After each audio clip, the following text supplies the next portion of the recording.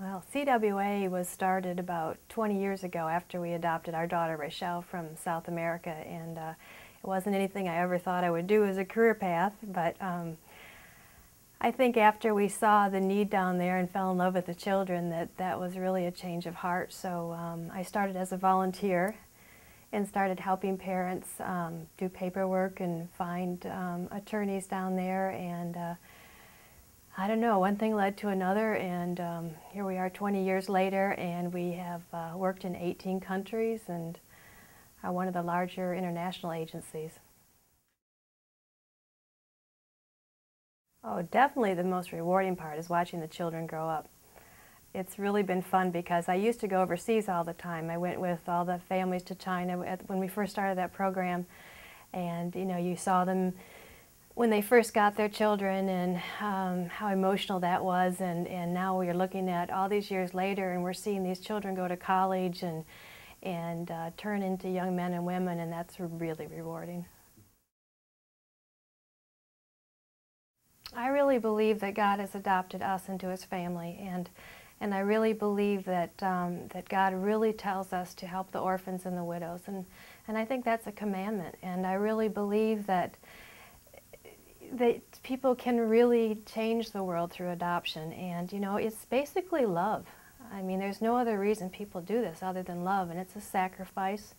It's a sacrifice in time and money, and it's a real walk, and people really grow during this process. So we certainly make mistakes. We're not perfect, but really do try to know that that God is really the one that's going to be looking over our shoulders. So, you know, we try to do the best we can. I think what I would say to a mom that's considering adoption is that she really needs to search her heart, because this is for the child, you know. It's not to fill a spot in really our life that we think might be empty, because the child is the one that's going to go on and grow and take part in the world, and so as much as we love our children, they don't really belong to us. And I really think as a mom I've learned that as I've gotten older, and today in fact is my daughter's 21st birthday. And so I'm seeing her become a young woman, and you know, I would just tell mothers to pray about it, and to think of why they're doing this, because it's not a short-term thing, it's for life. I believe that there are a lot of debates going on about international adoption right now, and that's a good thing, because we're talking about children's lives here, and you're talking about countries that have to have a lot of faith and a lot of courage to recognize the problem and be able to find a solution for them. And international adoption is not the only solution. I mean, there's a tiny number of children adopted every year compared to the number of orphans in the world. And people are doing a lot of good things for these children. But the reality is, while you're having philosophical debates, a little child is dying, and that's an individual child. So I think you have to look at each child carefully and their background and their circumstances and what's in the best interest of the child. And that might be reunification with a family if they even exist, trying to find schooling for them, which we do for hundreds of children, trying to feed them, which we feed thousands of children. I asked a friend about this recently in Ethiopia, and I said, "Do you think intercountry adoption is a good thing?" And she said to me, "Look around you. You see all of these international aid organizations, yet the orphan crisis is getting bigger." So the reality is there are orphans there, and it's hard really as Americans to understand it very well. I have a hard time understanding it after 20 years of doing this, because it's such a desperate situation, and these children are so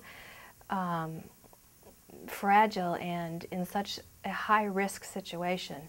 I mean, you can't see a child that they bring to you in a sack and talk about philosophy. I have no doubt that Christian World Adoption is working ethically. We're working within the laws of The Hague.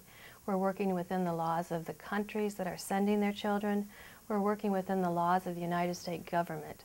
I personally have been very involved in helping to develop some of those laws, and I think it's really important that we're very careful And I'm kind of stymied actually that CWA has kind of been targeted, because I feel like that we are very careful and very ethical in our doing. So it kind of, makes us feel badly actually.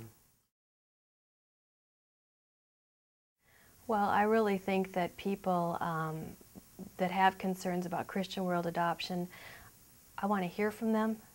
I mean, we are here as a family to try to work through things together, and raising children is not easy. And people's expectations could be one thing. The information they were given could be something that's not complete. These children are coming from a lot of situations where people just don't know. So our goal really is to work through this with parents, and we do have committees that get together to talk with families to try to resolve issues. We have counselors on staff that are referral sources to try to help them find community resources if they need that. Worst case, they can work through a grievance procedure. We have a very active board of directors. We make mistakes, and I think it's very important that parents try to work with us and through us so that we can resolve these issues. I think adoptive parents need to really take on responsibility as far as educating themselves so that they understand the background that these children come from, the medical conditions, the cultural conditions. Some of these countries are very different from America. They're very different from America. And these children have been raised in an environment that might be totally different from what they're stepping into. So a family has to understand that so that they then can help these children. We adopted one of our daughters when she was 13, and she came with a lot of different ideas and attitudes, and it took a lot of adjusting for our family, but I felt like we were responsible for that. We had to help her. I just think that being an orphan is really sad, because they don't have anybody who cares about them.